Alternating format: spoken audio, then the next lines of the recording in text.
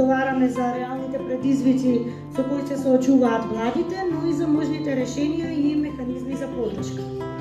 За жал, темата за која денес разговараме не е само теоретска.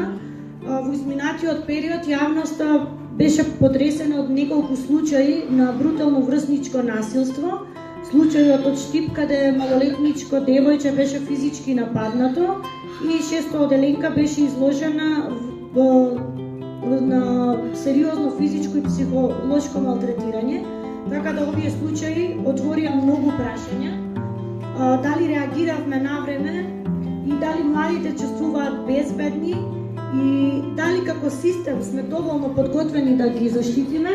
Токму денешниот панел дискусија е особено важен за да можеме да говориме на претходните прашања.